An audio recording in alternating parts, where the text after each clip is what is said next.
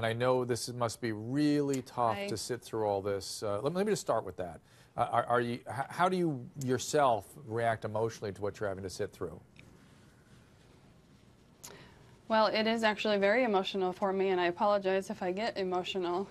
It's been very difficult actually to come on any show. I've been approached by several different shows, and for the first couple of weeks it's been very difficult to talk about because I was so close to Travis, and having to hear her in court today go on and on, it's very difficult to hear. What can you imagine? I guess let me ask this. What is she like, and what do you experience when you watch her testimony?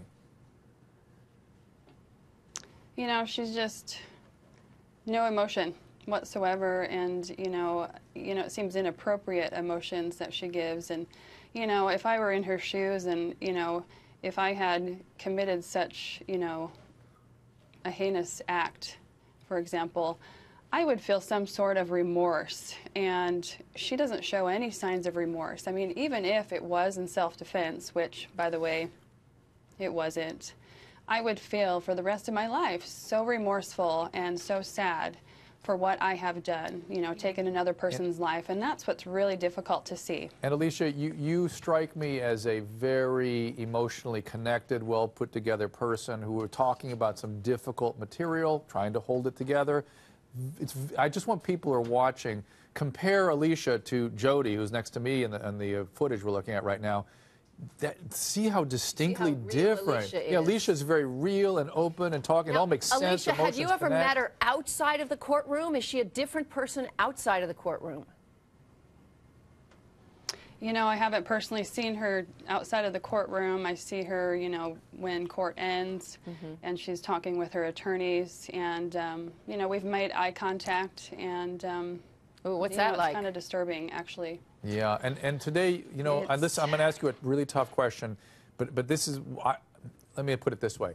If I were a friend of Travis's and had to sit through the defense throwing a picture up on the wall of my friend's genitalia for an extended period of time, I would be furious. With the defense, how did you react? Well, I actually wasn't in court for that, and I thank goodness, because I don't want to have to see that, to be honest. But his family did, Elisha. I was late to court today. His family did, and when I think about that, it just sort of adds more misery to this whole thing, doesn't it?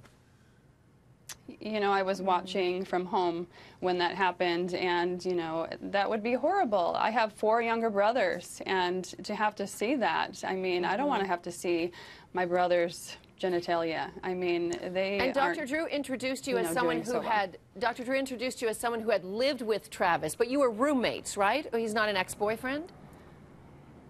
Well, Travis took me in when I was in transition in my life back in about April, May of 2005, and I needed a place to stay. He said, stay with me, I have a huge house, and so I crashed there for a couple of days, and those couple of days turned into about 30 days until I could find a more permanent place.